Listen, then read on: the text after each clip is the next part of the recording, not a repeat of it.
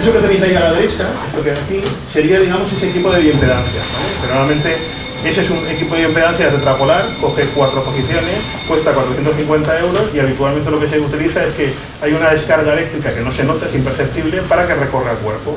Entonces, es en función de la grasa que tenéis. Una vez llega, se hace una especie de cálculo y os dice la proporción entre masa magra y masa grasa, ¿vale?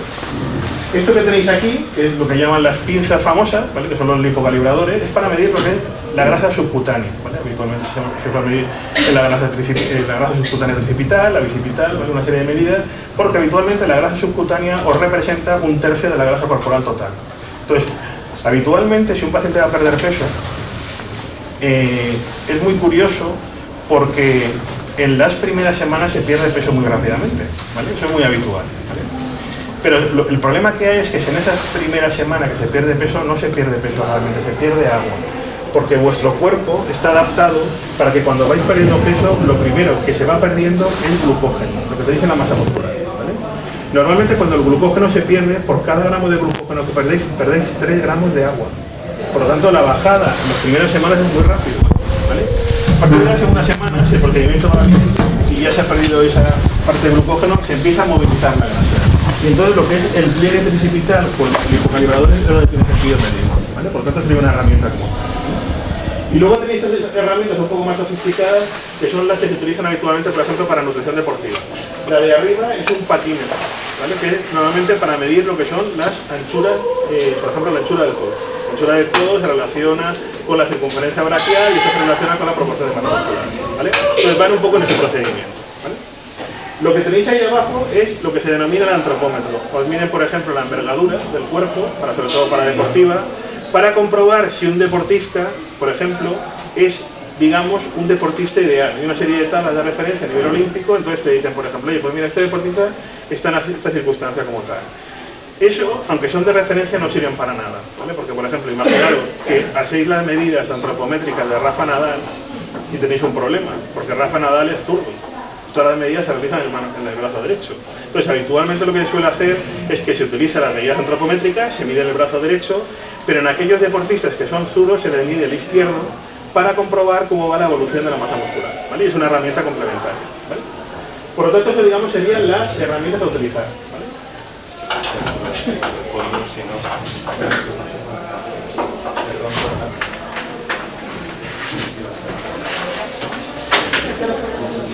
No se cable ahí de sobra. ¿Se oye mejor ahora?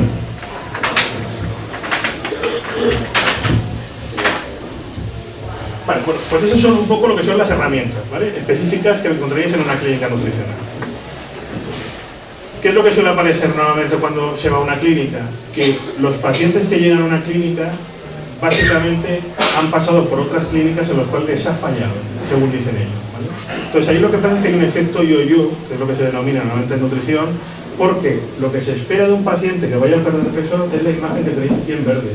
Va disminuyendo progresivamente hacia abajo.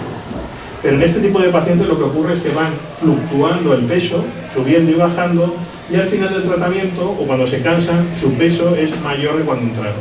Es un efecto yo-yo. Ese efecto yo-yo normalmente porque es que en ese caso en concreto, o bien el paciente no responde, ¿vale? O bien porque la dieta está mal planteada. Entonces en nutrición nosotros aplicamos, si eres en su día seguidores de la serie de House, la regla de House. El paciente en nutrición miente, y miente mucho.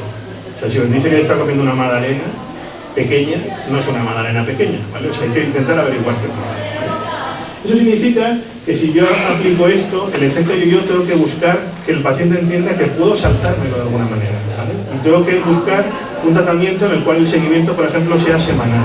Ese seguimiento semanal implica que haya una educación alimentaria detrás del paciente, ¿vale? Fijaros lo siguiente, hace unos años un estudio que se denominaba Diógenes, ¿vale? Que es diabetes, obesidad y genio, intentó estudiar realmente en algunos tipos de dietas que podía funcionar. Imaginaos lo siguiente, imaginaos que yo realizo el estudio aquí, ¿vale? Y de manera aleatoria hago 2 grupos, ¿vale? Y os digo lo siguiente, vais a hacer un seguimiento de la dieta que yo voy a plantear a unos y a otros, pero no vais a comprar nada de comida. Directamente vais a ir con vuestra tarjeta, que yo daré identificativa, en un supermercado que he montado aquí al lado. Pero no compraréis nada más y haréis lo de allí. De tal manera que vosotros lo que hacéis es comprar los alimentos que yo os digo en la dieta, se preparan en casa, hacéis una foto del plato cuando se tiene preparado y cuando se termina. Y yo eso lo evalúo para ver realmente lo que habéis consumido. Este estudio, cuando se realizó hace unos años, detectó algo muy curioso. Sobre todo cuando nosotros estudiamos, eso no se veía. Y es que se observaba que la población que consumía una dieta alta en proteínas adelgazaba. Cosa que es un poco absurdo, ¿vale? En ese momento, ¿vale? Entonces se quedó como un dato interesante, ¿vale? Entonces quedaros con esta idea porque veréis luego por dónde va la historia. Vale, pues eso digamos fue el estudio, ¿vale? Imaginaos, por ejemplo, que el día de mañana llegáis y decís, oye, es que he oído una dieta nueva que aparece. ¿Hay algún tipo de criterio que puedo establecer para comprobar si la dieta es correcta o no? Si es falsa, si es... Entonces, en su día, lo que es el Ministerio hizo para lo que es la estrategia NAS, una estrategia para la nutrición, la alimentación y la obesidad, una especie de página en la cual vosotros, poniendo una serie de preguntas de la dieta que estáis siguiendo, comprobáis si es buena o mala, ¿vale? Entonces, digamos, ahí tenéis un poco la dirección. ¿Por qué? Porque habitualmente lo que ocurre es que en un paciente, cuando llega a la clínica, lo que quiere es que está como el paciente que tenéis aquí a la derecha y quiere en poco tiempo estar como a la de la izquierda, ¿vale? ¿Se puede conseguir rápidamente? Sí, enseguida, ¿vale? Sin problema, pero tenéis que utilizar esto. Un programa grabado de Photoshop y que eso se puede conseguir. Eso es lo que normalmente suelen engañar habitualmente en las revistas, porque en poco espacio de tiempo esa dieta ha funcionado, no es verdad, ¿vale? Por lo tanto, ¿existe algo para conseguir esa dieta? En realidad lo que tenéis que plantear es que si se sigue esa dieta, no es solo la dieta, es que es un estilo de vida para toda vuestra vida. Por lo tanto, lo que tenéis que hacer es una educación alimentaria como tal. Y esa educación alimentaria está basada justamente, en parte, en un consumo adecuado de alimentos, ¿vale? Si yo hago eso, tenéis que tener en cuenta varios criterios. Uno, que las dietas deberían ser todas siempre personalizadas e individualizadas. No me vale sacar una dieta de un cajón, como se ha sacado durante mucho tiempo, ¿vale? Porque si sacáis una dieta de un cajón, no sabéis el paciente que tiene. O sea, tenéis que evaluar qué está consumiendo. Hay que comprobar realmente si lo que está consumiendo es adecuado o no, ¿vale? Y readaptarlo, ¿vale? Porque se trata de alcanzar una serie de objetivos, ¿vale? Luego, por otro lado, hay una cosa importante, y es que lo que sí que se ha comprobado es que para que la dieta sea correcta, tiene que perder entre 0,5 a 1 kilo por semana. Esa es la correcta. Si perdéis menos de 0,5, la dieta está mal planteada, o el paciente no está funcionando con la dieta. Y si es superior a 1 kilo por semana, os aseguro que no sirve para nada, ¿vale? Ahora lo veremos, porque digamos el caso del concepto de la dieta es peligroso, ¿vale? Por lo tanto, el punto básico es educación dietética, alimentaria, y eso es lo que funciona como tal. ¿Es lento? Sí. Pero ahí lo que pasa es que generáis un estilo de vida para siempre, ¿vale? Entonces, eso es lo que es el punto clave, ¿vale? ¿Qué es lo que se supone que está establecido hasta ahora? Aunque sea muy criticable, la pirámide alimentaria, ¿vale? Entonces, las normas básicas que marca la pirámide alimentaria os dicen lo que habría que comer realmente, y eso es una educación alimentaria como tal, ¿vale? Imaginaos, por ejemplo, que yo quiero transferir esa información a la práctica cotidiana. Puedo utilizar un decálogo, ¿vale? Pues en el decálogo, para que os hagáis una idea, son cosas básicas que sabéis. Por ejemplo, practicar una dieta equilibrada. No podéis tener una dieta en la cual se restrinja un nutriente o dos, porque si son nutrientes son esenciales, no tiene sentido restringirla. Por lo tanto, el equilibrio es precario esa parte, ¿vale? Luego se habla, aunque sigue siendo muy criticado, realizar 3 comidas principales y 2 tentempiés a media mañana y tarde. Hasta hace poco tiempo se hablaba sobre todo de las 5 comidas principales. Lo que se trata es, de alguna manera, de estar manteniendo una alimentación en la cual vuestro metabolismo se establezca de manera activa y que de alguna manera pueda ayudaros a perder peso. No conviene hacer ayunos prolongados, dietas de ayunos prolongados han salido hace poco tiempo, pero no sirven para nada. ¿Por qué? Porque en un ayuno prolongado, al poco tiempo, el peso se vuelve a incorporar de manera más rápida. Por lo tanto, no nos sirve. ¿Qué otro punto tenemos? Pues lo que sabéis también. O sea, hay que consumir fibra. La población española tiene un bajo consumo de fibra, con un aumento alto de diverticulosis, problemas intestinales, y además no solo eso, relacionados con cáncer de colon. O sea, consumimos por debajo, o sea, cuando os habéis una idea, el consumo de fibra tiene que ser 25 gramos al día. Y la población española consume 12,5, que estamos muy por debajo de la media. Luego, evidentemente, hay que limitar las grasas saturadas, grasas trans, todo eso tiene que estar limitado, ¿vale? Son problemas a la larga, cardiovasculares, enfermedades ateromatosas. Eso puede generar una serie de conflictos y entonces eso en teoría hay que limitar, ¿no? Hay grasas saludables, las cuales son las que hay que utilizar, ¿vale? Y luego hay que escapar de las calorías vacías. Bebidas refrescantes, las chuches, por ejemplo, son alimentos que no aportan solo, excepto energía. Ahí no hay nutrientes, solo azúcares, ¿vale? O energía rápida.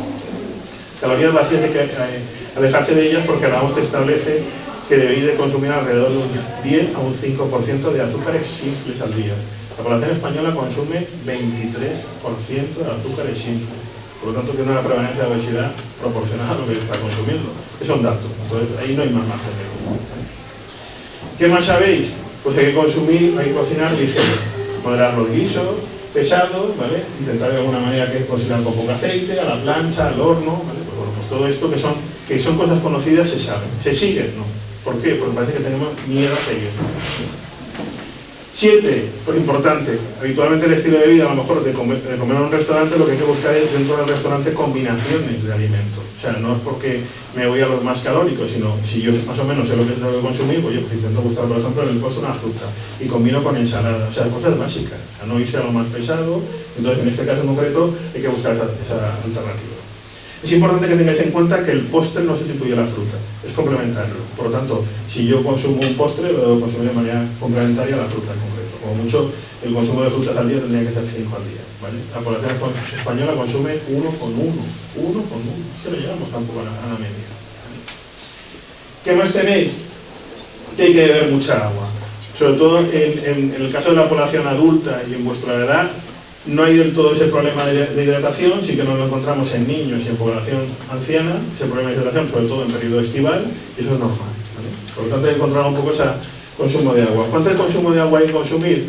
Para que os hagáis una idea, para vuestra edad, sería 1 mililitro por cada kilocaloría. Como tenéis que consumir por cantidad diaria orientativa 2.000 kilocalorías, tenéis que consumir 2.000 mililitros de agua. 2 litros de agua mínimo. Alguien puede decir, bueno, si yo consumo 10 litros de agua, fenomenal, ¿no? Pues justamente en nutrición, como en la vida, los extremos son contradictorios. Si consumís mucha cantidad de agua, hay casos en virología de gente que ha muerto por consumo alto de agua. Un trastorno de la conducta alimentaria llamada potomanía. ¿Por qué? Porque con un consumo superior, imaginaos, a 7 litros de agua, os provoca una pérdida electrolítica y os provoca una parada cardíaca. Pues eso, aunque creemos que el agua puede ser buena, todo en su justa medida. O sea, no hay que irse tampoco a los extremos. Luego, evidentemente, hay que moderar la sal y las especias fuertes. La población española tiene otro problema adicional, que es la hipertensión, que va asociada justamente a un consumo de 9 gramos de sal al día. O sea, 9 gramos implica que están basados en 3 más 3 más 3. 3 de productos procesados, 3 que le adicionamos a la comida y 3 del salero que ponemos. Pues lo que hay que hacer es limitarlo, ¿vale? Hace algunos años, por ejemplo, nosotros estuvimos haciendo un trabajo en un balneario en el cual teníamos una población de rango de edad alto con problemas de hipertensión, ¿vale? Es complicado trabajar con este tipo de usuarios porque van sobre todo a relajarse, es un balneario, pues bueno, pues buscas un poco alternativa de estrategia de educación alimentaria. ¿Sabéis lo que funcionó? Pues simplemente quitar el arroz de la sal, del salero. Antes el arroz se suele poner en el salero justamente para evitar que se apelmace y que se pueda liberar. Si le quitas el arroz se te apelmaza, ellos creen que se están echando sal, pero como no lo ven. Entonces, curiosamente, cuando hacéis el procedimiento, la hipertensión es el grupo de pacientes disminuyó. Un poco de engaño, pero bueno, sirvió como tal, ¿vale? Entonces, ese tipo de cosas se pueden utilizar, ¿vale? Y luego el último punto, que es importante, es que jamás bajéis a un supermercado con el estómago vacío. Misteriosamente, el carrito lleva siempre la sección de chocolate. Y parece como que va muy redireccionado, ¿vale? Entonces, un listado, ¿vale? General, ¿vale? Y que sabe lo que hay que comprar. Eso manera también un poco de ahorros y de costes como tal, ¿vale? Eso es básico, ¿vale? Y se sabe, ¿vale? ¿Qué va asociado justamente a la nutrición y a la dieta? La actividad física. Si no, no funciona, ¿vale? Hace unos años se replanteó la posibilidad de, ¿y si estamos muy equivocados en considerar que la actividad física realmente sirve para perder peso? Pues se realizó un estudio en el cual se comparaba, imaginaos, una población que realizaba dieta y la misma población que realizaba dieta y ejercicio físico. Por diferencia, saberé si la actividad física me sirve. Pues fijaros, los que realizaban dieta y actividad física perdían más de 1,64 kilos al mes y 1,24 kilos por metro cuadrado de índice de masa corporal cada 2 meses. Es decir, la actividad física tiene que estar metida dentro de las actividades cuando se plantea una dieta de adelgazamiento. Es importante, funciona o no funciona, ¿sí? Por lo tanto, sabemos que esto es importante como tal. Ahora, si yo hablo de dietas, en realidad la dietoterapia, la dietética es una ciencia muy joven, ¿vale? No empezó hace años, ¿vale? Cuando empezaron a conocer los conceptos de la energía de los alimentos, eso empezó un poco a definir el concepto.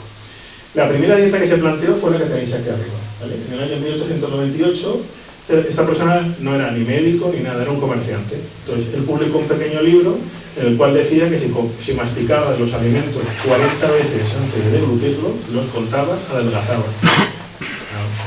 Normalmente ahí lo que se produce habitualmente es cuando más masticáis los alimentos hay un efecto de saciedad. Por lo tanto, en realidad se consume menos. Entonces, este procedimiento, que es bastante habitual, pues como en Estados Unidos apareció esto como tal, le pusieron un apodo. ¿Vale? ¿A qué nombre, qué apodo le pusieron? El gran masticador. ¿Vale? Entonces, el libro se vendió bien, ¿vale? Y sirvió un poco para arrancar un poco esa dieta de adelgazamiento. ¿Vale? La siguiente que vino fue justamente la doctora Lulupay, que se le llamaba, va con apodos, ¿vale? La contadora de calorías, ¿vale? Entonces ella lo que hacía era, como en aquella época ya tenían establecido cada alimento las kilocalorías que servía, lo que hacía era simplemente las contaba por cantidad en gramos consumida, y lo que hacía era empezar a restringir parte de esos alimentos. Eran las primeras intervenciones dietéticas, que es lo que en realidad funciona. Pues bien, fijaros, del año 1898 hasta el año 2008, que ahora veremos porque hay un punto de corte, salieron tantas dietas que a nivel de nutrición algunas de ellas son falsas y nos cuesta atacarlas porque sabemos que son falsas, pero es que no nos da tiempo, o sea, porque salen más de las que nos da tiempo a investigar, ¿vale? Entonces ocurrió una cosa curiosa, y era que en el año 2007 salió el llamado informe sobre las falsas dietas. El Ministerio pidió un informe general a los colegios profesionales para que averiguaran a fecha de hoy en España qué dietas se estaban siguiendo, ¿vale? Y sobre todo si eran buenas o malas, ¿vale? Eso se trasladó, para que os hagáis una idea ahora, y hoy hace ya prácticamente 10 años, a lo que se denomina el Día Mundial de la Nutrición, que se celebra el 28 de mayo, que va cambiando por temática, y ese año se hablaba de la dieta milagro en este caso, ¿vale? ¿Qué ocurre? Dietas peligrosas, dietas milagro, dietas mágicas, dietas falsas dietas, son lo mismo, es el mismo concepto, ¿vale? ¿Cómo las puedo definir? Promesa de pérdida de peso rápida de más de 5 kilos al mes. Se puede conseguir, ¿vale? Se puede conseguir, pero a efecto de la salud, ¿vale? Se puede llevar sin esfuerzo, ninguna dieta se puede llevar sin esfuerzo, es mentalizado, ¿vale? Una dieta que requiere cambios en vuestros hábitos, y eso hay que modificar, ¿vale? Y anuncian que son completamente seguras sin riesgos para la salud. Si son dietas peligrosas y de milagro o falsas dietas, son dietas peligrosas. Si yo veo esto, me acerco, por ejemplo, imaginaos a una librería y me encuentro esto, me llama la atención. Tengo que abrir el libro para saber si la dieta funciona. Pues mirad, si os dice directamente que es pierda 5 kilos con 11 días, ya supera el valor de lo normal. No hace falta meterse dentro del libro para saber que, en principio, aunque te digan esa información, puede ser disparada, ¿vale? Si la población española compra libros de dieta, no lo podéis ni imaginar. Mirad, esto que tenéis aquí arriba son los datos del año 2006 según el informe de las dietas. 48.650 millones de euros en 2006 se gastó la población española, no en libros de adelgazamiento, sino en productos de adelgazamiento, que creían que podían adelgazar. En el informe, curiosamente, decían lo siguiente: que los españoles gastaban cada uno 2.000 millones de euros en productos y dietas milagro que prometen una pérdida de peso rápida y sin esfuerzo. Y decían que el 31% de los ciudadanos de España con sobrepeso lo han seguido alguna vez. Ese valor probablemente estará por debajo de lo real, porque el que ha seguido una dieta y le hacen la entrevista y no le ha funcionado lo va a decir, ¿vale? Por lo tanto, probablemente será mayor. ¿Qué me encuentro habitualmente en esto? Esta gráfica que tenéis aquí abajo, está un poquito mal, para que os hagáis una idea, son los meses, ¿vale? ¿Veis que hay 3 puntos más altos? Eso corresponde a una clínica nutricional al aumento de pacientes. ¿Dónde están habitualmente? En operación bikini, julio y agosto, y en operación mazapán, diciembre y enero, ¿vale? Y es habitualmente donde el número de pacientes se triplica, ¿vale? Eso es habitual, ¿vale? Esto es lo que voy a encontrar en una librería sobre dieta, ¿vale? Todo lo que tenéis ahí, ¿vale?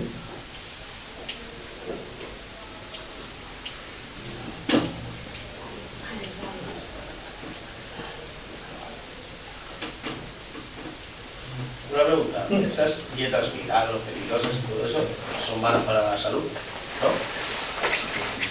¿Pueden provocar la muerte? Sí.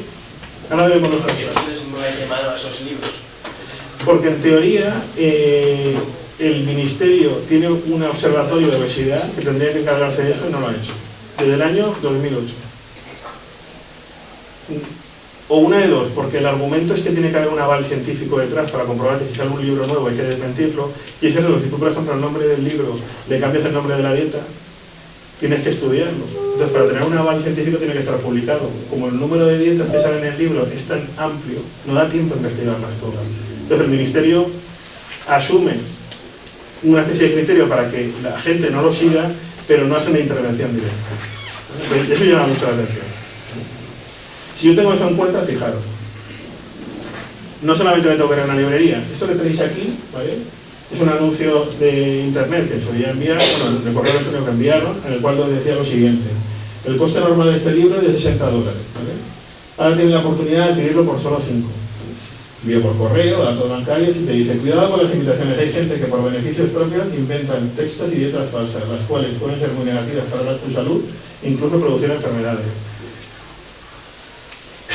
Ese es el título. ¿Es algo raro?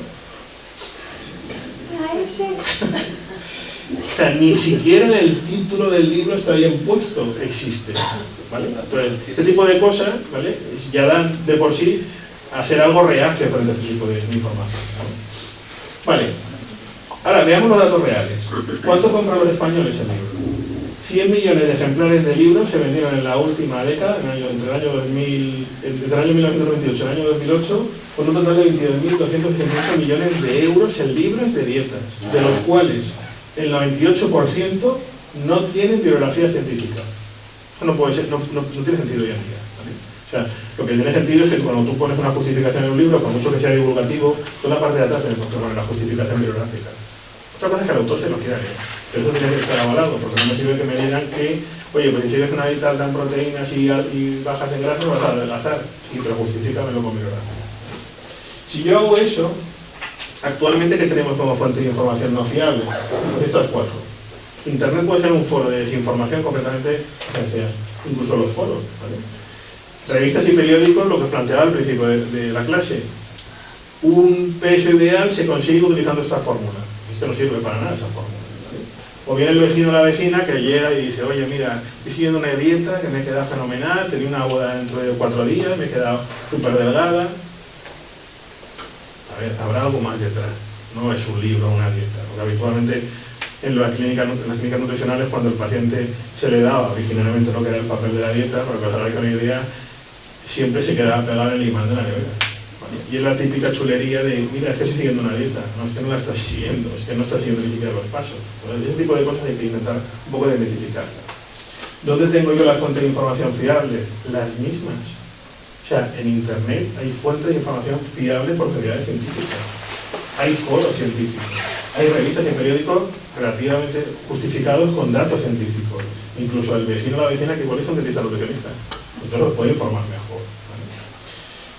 Eso a nivel práctico nosotros tenemos un problema, fijaros. ¿Cómo yo sé cuál es el aval típico para saber que ese dato científico es real? Me tengo que ir a publicaciones científicas de lo que se denomina revista de factor de impacto alto. ¿Por qué? Porque ese artículo, cuando se envía a una revista, significa que ha pasado por evaluadores. Los evaluadores ya han visto ya algún defecto y lo publican. Una revista publicada en una revista divulgativa no pasa por ningún referee. Como mucho pasará por un corrector de estilo, ya está. Pero no hay una base científica. Entonces, esto más o menos es lo que utilizamos. Son bases científicas relacionadas con el campo de la nutrición que están categorizadas y sobre esa base se trabaja. Esa es una de las fuentes de información fiable. La otra fuente de información fiable es, si tenéis curiosidad algún día, en internet, si ponéis el libro de Dietas Mágicas y Comunidad de Madrid, pues sale un PDF justamente de un libro que se realizó hace muchos años, pero sigue todavía en vigor, que son las dietas falsas, peligrosas, contempladas con el concepto que era antes, que era de dietas mágicas. ¿Qué ocurre? Si yo tengo esto en cuenta, tengo que clasificar las dietas de alguna manera. ¿Cómo pueden ser peligrosas o no?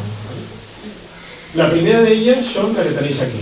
Las dietas de muy bajo valor calórico. Se están recomendando, en este caso, entre 400 y 800 kilocalorías al día. Para que os hagáis una idea, la cantidad diaria orientativa que tenéis que consumir son 2.000 kilocalorías. Esto está muy por debajo de lo normal, ¿vale?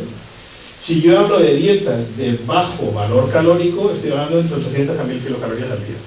Si yo hago una dieta de ese tipo durante un periodo de tiempo muy largo, me encuentro con todos estos problemas de aquí abajo. Alteraciones gastrointestinales, malestar general, mareos, intolerancia al frío, fragilidad de las uñas, caída de cabello, contractura muscular, menorrea en mujeres, insomnio, ansiedad, irritabilidad y depresión. Si queréis seguir ese tipo de dieta, vais a tener todo esto, ¿vale? Entonces, eso sí que está verificado como tal, ¿vale? Ese tipo de dieta. ¿Dónde me encuentro yo otro tipo de de dietas que en teoría las clasifican como tal, lo que se denomina dietas hipoenergéticas. A ver, las dietas hipoenergéticas se pueden utilizar en cierta medida, sobre todo, por ejemplo, en pacientes en los cuales se van a hacer sometidos, imaginados con la cirugía, ¿no?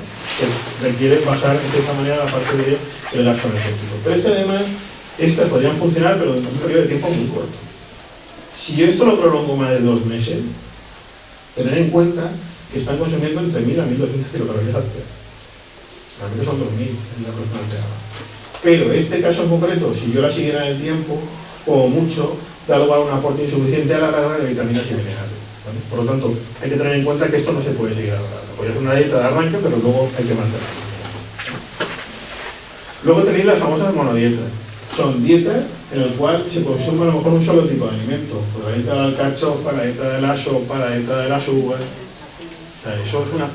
Es que con una calidad de vida que tenemos de alimentación, utilizar tipos de dieta de un solo alimento no.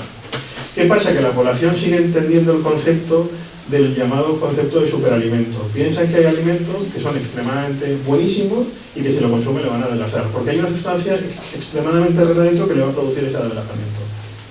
Ya se habría descubierto hace años. Hoy en día no hay ni superalimento, no existe el concepto, porque para clasificar un superalimento, imaginaros, tienes que tener un alimento que cumpla con los patrones de todas las vitaminas, todos los minerales y una proporción energética adecuada, y no lo hay.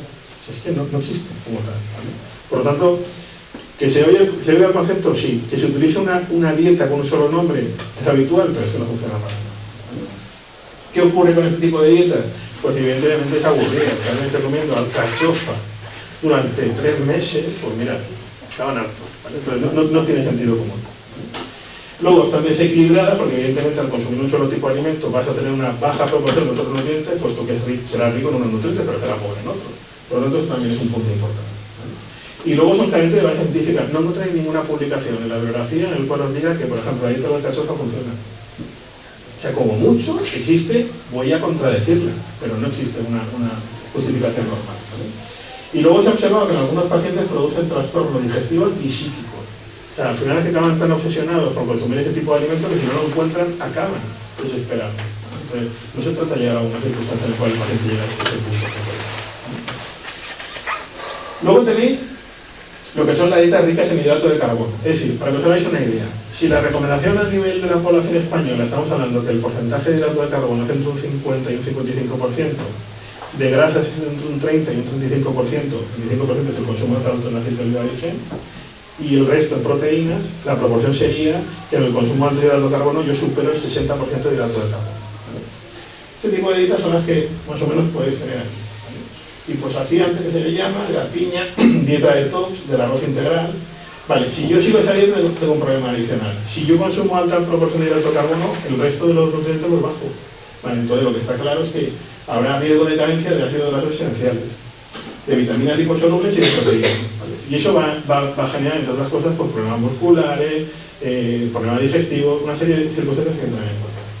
Luego además se ha visto que como se consumirá mucha más fibra, porque los alimentos asociados con alto porcentaje de hidrato de carbono pueden venir asociados con mayor cantidad de fibra, ocurre que el consumo alto de fibra disminuye la absorción de minerales y puede provocar cólicos abdominales, diarreas y flatulencias. Un problema asociado que hay que evitar, ¿vale? Y luego además, curiosamente, existe un concepto que es la macrobiótica. Yo no soy partidario de meterla dentro de este grupo. Lo que ocurre es que existe un tipo de dieta macrobiótica, está dividida en varias categorías. Cuando tú llegas a la última fase, que es la que se denomina la cerealística, solo se consume cereales, ¿vale? Eso en realidad es malo, porque al final acabas haciendo una especie de tipo monodieta.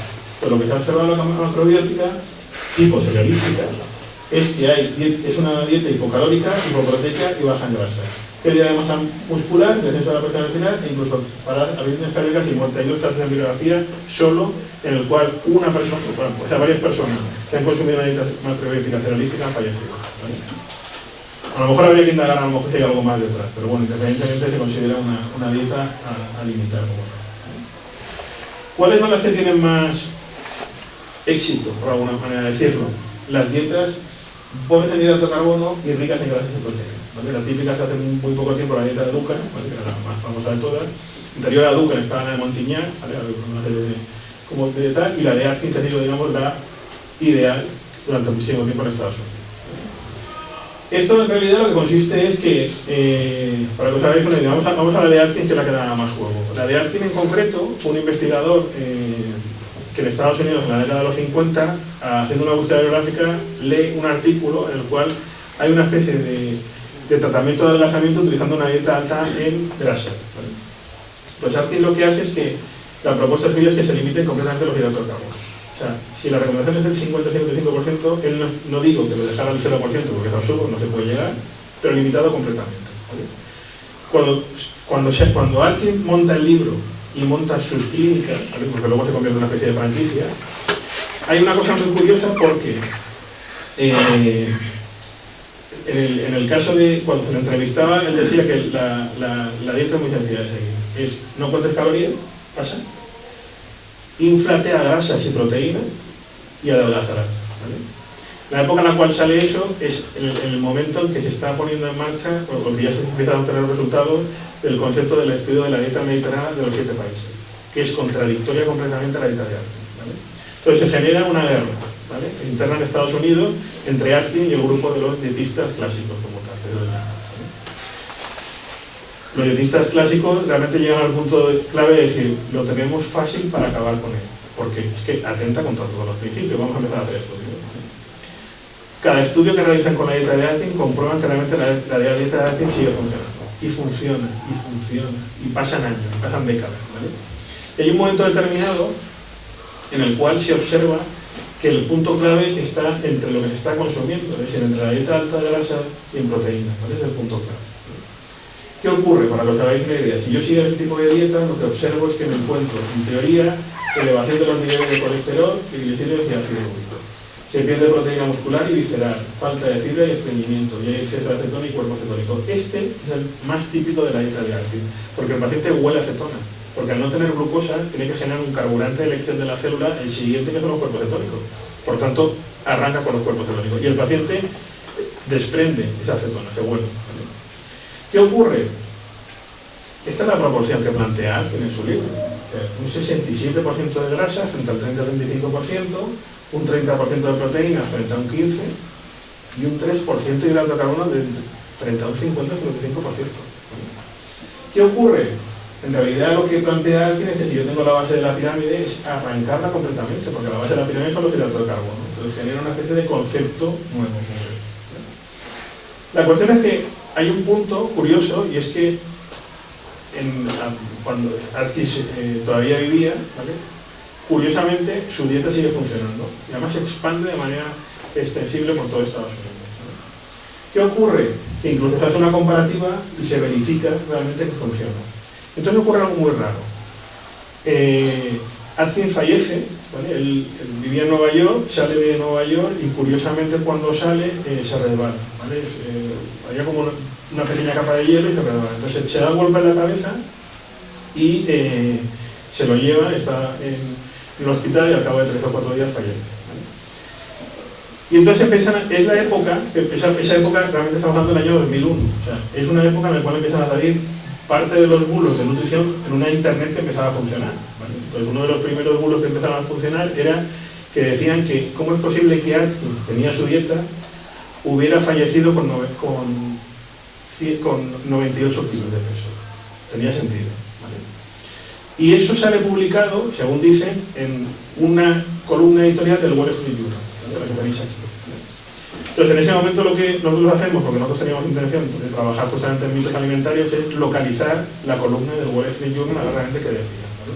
Y no salió publicado nunca. O sea, era uno de los primeros bulos como tal. La cuestión es que se había generado una duda. ¿Era cierto que Atkins pesaba esa cantidad? Como somos muy, muy curiosos, ¿vale?, tuvimos que llegar hasta la partida de función, ¿vale? Esta es la partida de función de Atkins, ¿vale? Ahí se explica un poco qué le pasó. Ahí aparece que cuando se resbaló tuvo el golpe en la cabeza, pero curiosamente aparece en la partida de función lo que pesaba, 258 libras, que al cambio están alrededor de 30 y algo kilos o más, no por encima, 158, 120 kilos, son 120, alrededor de 120 kilos. Es decir, Atkins pesaba más de lo normal. ¿Por qué no aplicó su propia dieta? No lo sabemos nunca. Lo que sí que es cierto es que ese bulo de que pesaba más existía, ¿vale? Atkins supo alguna vez en su vida porque funcionaba, nunca. Falleció sin saberlo. Si el pobre hubiera esperado 6 semanas lo hubiera descubierto. ¿Vale? ¿Por qué?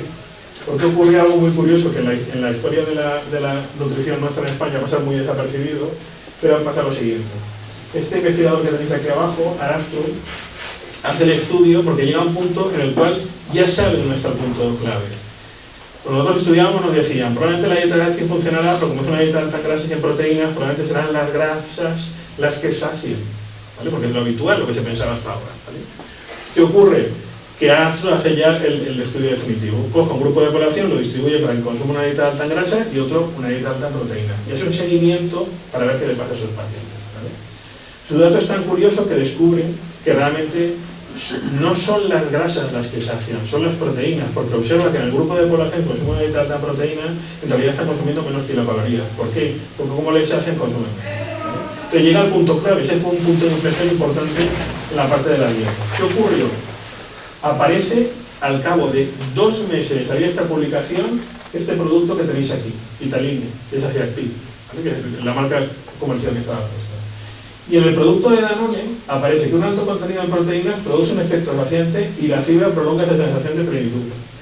¿Me estás diciendo que Danone en un mes, después de haber sacado la publicación, tiene margen de marketing suficiente como para sacar un producto nuevo? Entonces, ¿qué ocurre? En España se genera una cosa que se llama la empresa de autocontrol. La empresa de autocontrol, no sé si lo habéis oído alguna vez, que es la que vela por vuestros intereses en la publicidad. Si ven algo raro, demanda, ¿vale? Entonces, autocontrol se genera más o menos cuando sale la publicación esta y demanda a Danone. Porque le dice que el producto de Vitalinia no tiene ningún sentido porque las proteínas no sacian. Entran en juicio, Danone va a juicio y Danone da juicio. ¿Por qué? Porque lo único que lleva es el artículo de Arastro. Es decir, autocontrol no había listos alternativos, ¿vale? ¿Qué ocurrió? Que ese fue el punto de inflexión para que de repente empezaran a aparecer en Francia y luego prolongadas a España dietas o tiendas con alimentos altos en proteínas, ¿vale? Que digamos ese fue el punto de inflexión. Cuando se realizó el estudio más práctico, sí que se observó que las dietas altas en proteínas sí que pueden saciar y pueden adelgazar, pero pueden adelgazar como mucho durante 6 meses. A partir de los 6 meses uno se mantiene estable. Entonces, digamos, fue un punto de inflexión interesante como tal. Bueno, y salieron como tal. ¿Cuál es el último punto que establece la clasificación? La llamada dietas pintorescas, ¿vale? Estas ya rozan, vamos, la extrema ya ignorancia completa, ¿vale? Pero las que vais a ver aquí os va a resultar muy chocante, pero las han seguido porque en el informe aparecen contempladas, ¿vale? Primero, cosa importante, carecen de base científica y algunas incluso hay unos completos, ¿vale? Aparecen lemas como este: pierde 4 kilos en tan solo 5 días, ya atenta contra el principio que hemos visto antes, o consigue un cuerpo de cine, que depende de la película. Hay que cuestión un poco de ver un poco esta alternativa, ¿vale? Entonces son como mensajes que dices tú, ostras, pues a lo mejor esta dieta sirve para algo. ¿Qué dieta recogen estas? Esta es una de las que recoge. La dieta del bacon o del chorizo, según el procedimiento que marca Grande Cobian en su recogida de información, dice que te puedes inflar a bacon y a chorizo que adelgazarás. La gente que lo sigue, ¿vale? O me parece raro, pero la gente engorda, ¿vale? O sea que era algo recogido sobre la parte del folclorismo popular, ¿vale? Luego, curiosamente, aparece esta, la dieta Hamblick. Es comer hasta 6.000 kilocalorías al día, lo recomendado son 2.000, y se pierde 15 kilos al mes, ya que aumenta el metabolismo y quemamos la grasa. La dieta Hamblick, la gente que lo ha seguido, curiosamente engorda. Está consumiendo 3 veces más de lo normal. Pero hay gente que se lo cree, ¿vale? Normalmente cuando se le pone un nombre exótico, llama más la atención, ¿vale? O luego, por ejemplo, esta, la dieta pakistaní.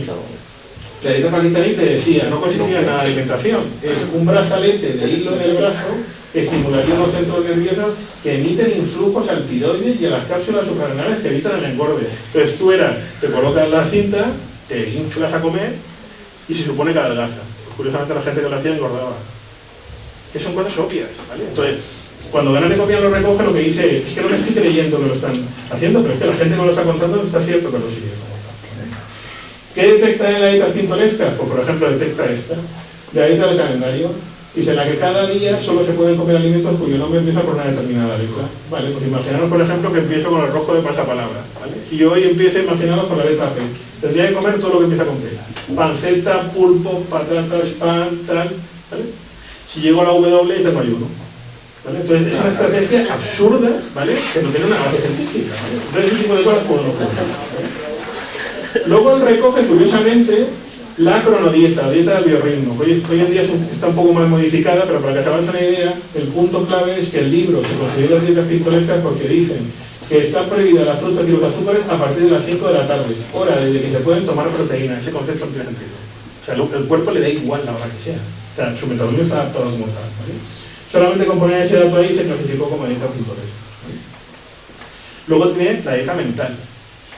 Sí, tú tienes como paciente de seguir la frase de abajo. Imagínate delgado que serás delgado. Te puedes inflar a comer. Está más barata que la de la pulsera, no tienes que comprar ni la pulsera. Nada, además era un libro tan fino que era simplemente se basa en el procedimiento este. Usted coma, pero directamente mentalícese que usted va a adelgazar. Pues directamente la gente ha engordado. Pero además eso Presionado, se presiona. O sea, eso genera como luego otro trastorno. yo perdí 25 kilos en 3 meses y a lo mejor cada día me pesaba 50 kilos. Por eso digo que a veces a lo mejor estos son como dietas estrellas un poco de lo que es la información en este momento está como tal. ¿No es eso cuando dice no se puede comer pan a partir del mediodía? Pues eso es sobras. Ahora están limitando, por ejemplo, ahora hay mucho conflicto, por ejemplo, con el gluten, ¿vale? O alimentos sin lactosa. A ver, puedo entender la retirada del gluten en pacientes que son celíacos, pero en pacientes que no son celíacos, retirarlo. Que la función tampoco, o sea, se está adicionando información comercial sin una verificación científica, entonces están estudiando los efectos y no están viendo que alguno de ellos tenga ese efecto, ¿vale? ¿Qué recoge dentro de esa dieta pintoresca? La que tenéis aquí, la dieta de la sopa come grasa o sopa mágica, ¿vale?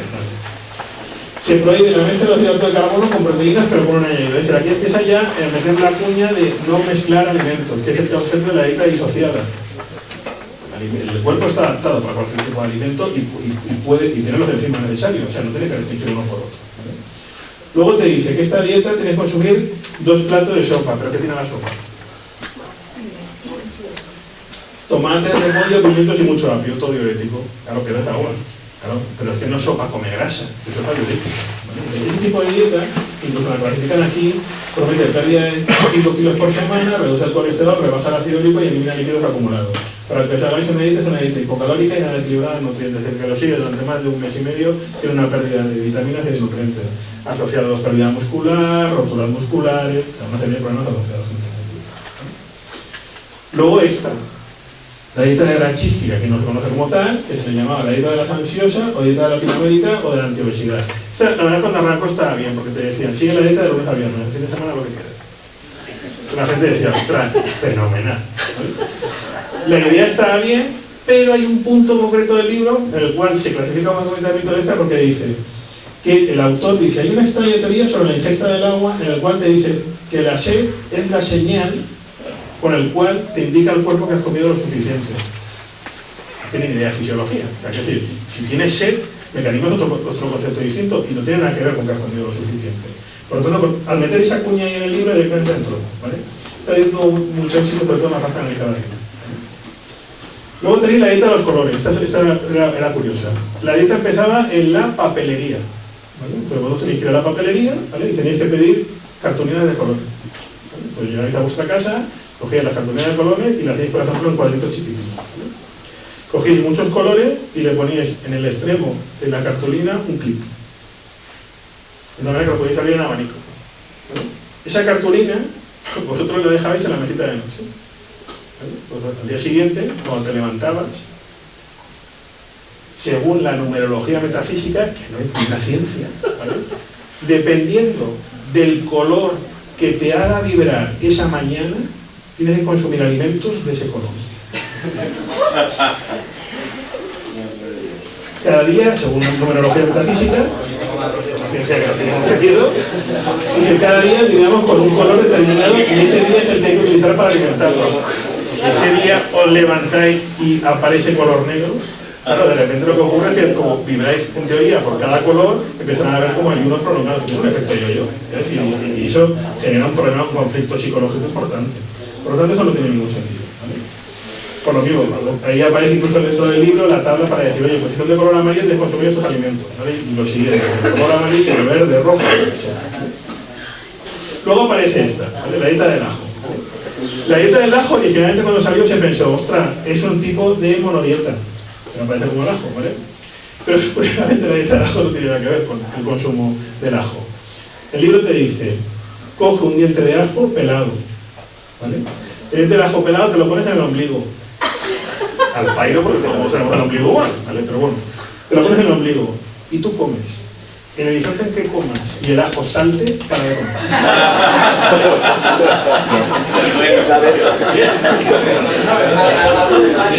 Yo planteo que no, la hora de verla que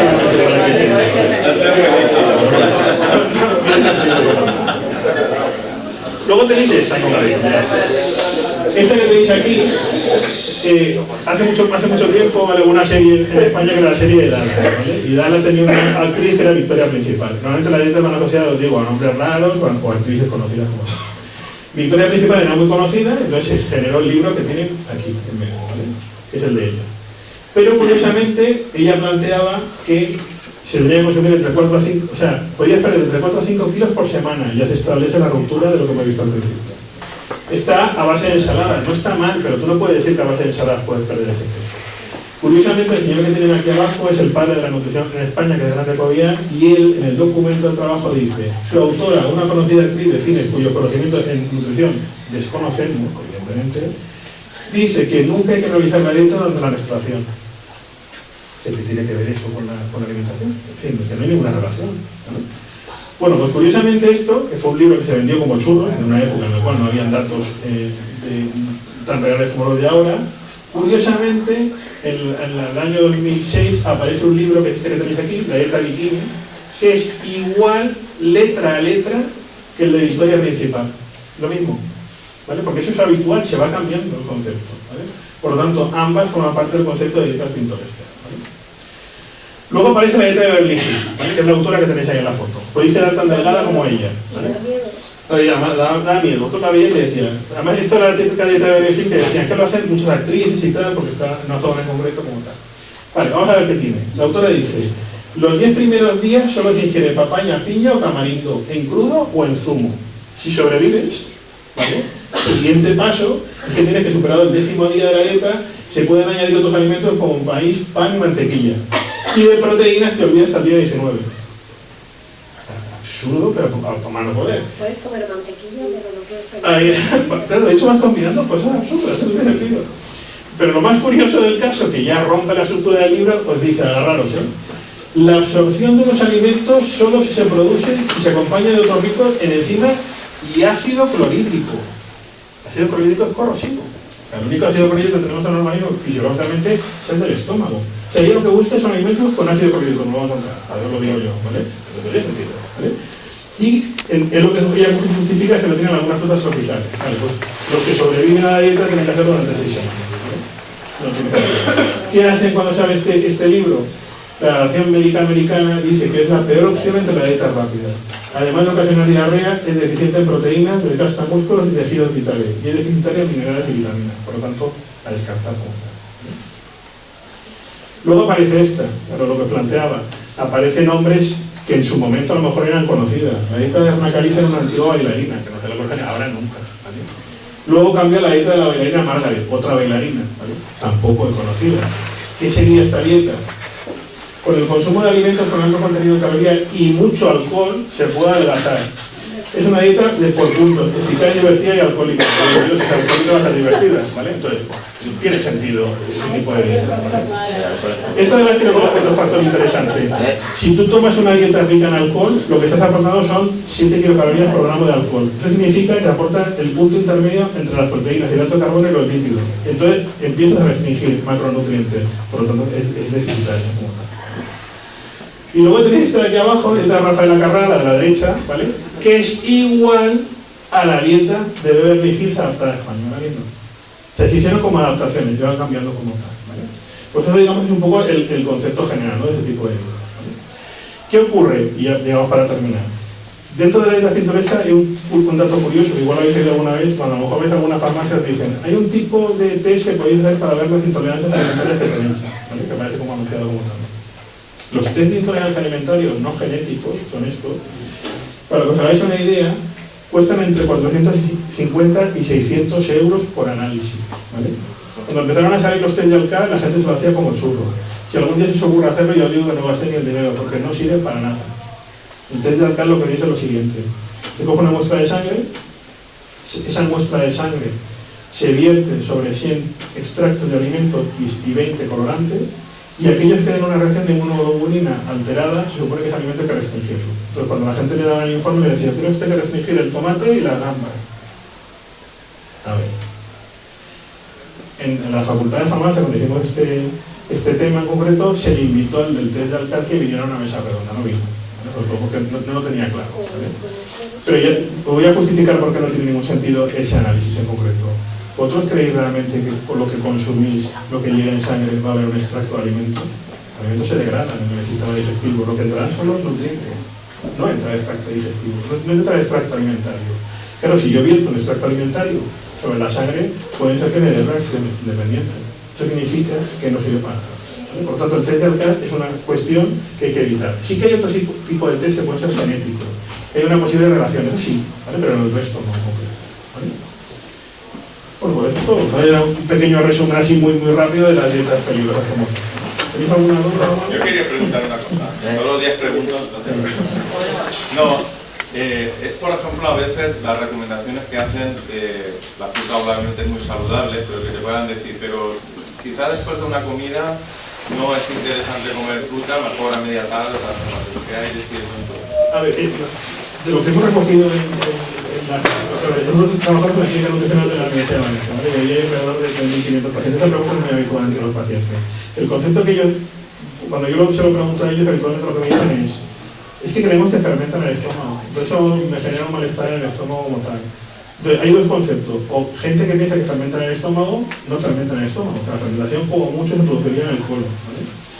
Y el mero hecho que consuma antes o después da igual, porque normalmente a igualdad de kilocalorías va a ser igual antes o después. La única diferencia es la siguiente: que sería más lógico consumir la fruta antes de la comida, porque si es rica en fibra te va a saciar, y si te sacia comerás menos. Eso sí que es una estrategia a nivel alimentario, pero consumirla antes y después a nivel no va a generar ningún problema como tal.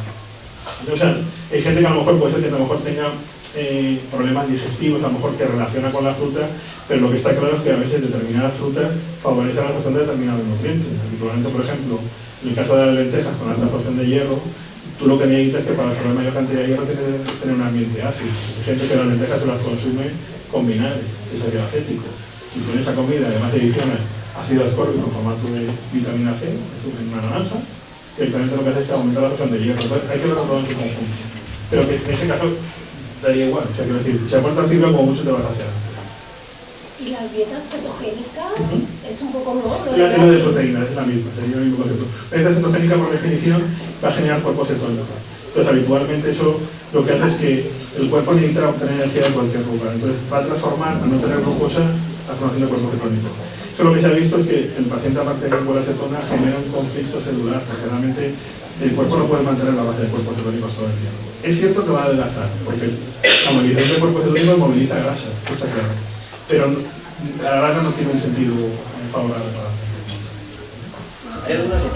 Pero se podrían hacer durante un periodo determinado. Hay gente que lo combina, o sea, hay gente que a lo mejor hace durante un periodo de tiempo cetogénicas, pero lo que hay que ver es el seguimiento de esa educación alimentaria.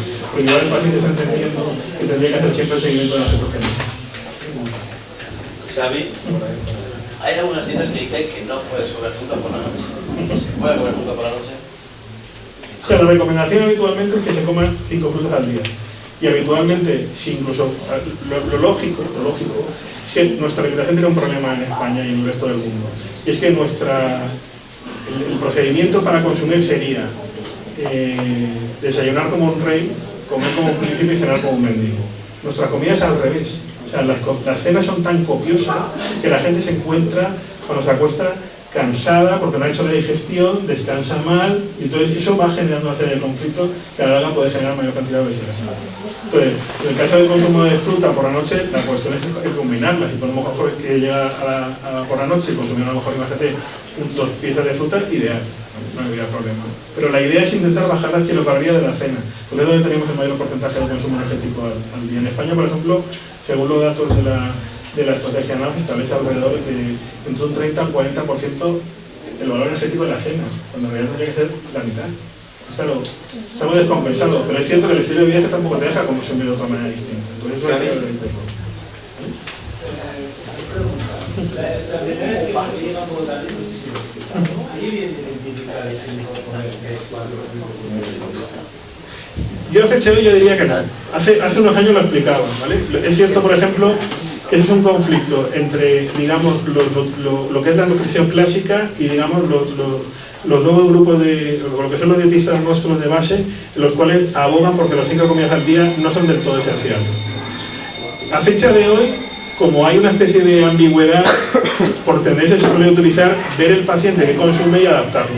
Porque a veces a lo mejor lanzar mensajes de 5 comidas al día a nivel comunitario puede generar conflictos. Por lo tanto, hay una duda existencial.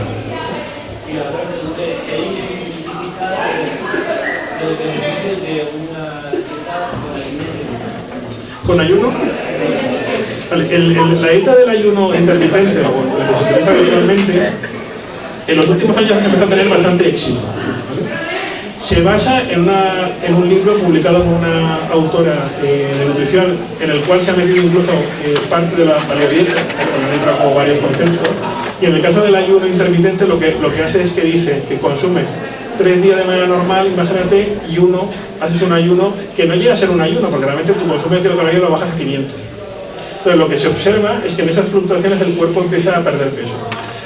Aunque es una recomendación, no hay estudios comparativos, que es lo que nos falta. ¿Vale? Entonces, hay 2 dietas en este momento, los cuales no las tenemos del todo clasificadas porque tenemos dudas. Una es la paleodieta y otra la de ayuno intermitente. Yo creo que en los próximos años solo veremos en la comparativa. ¿Vale? Pero lo que os decía, como aparecen mayor cantidad de dietas que estudios, porque esos estudios tienen que ser a largo plazo, no da tiempo a todo. Bueno, pues nada, dar las gracias al profesor Fernando.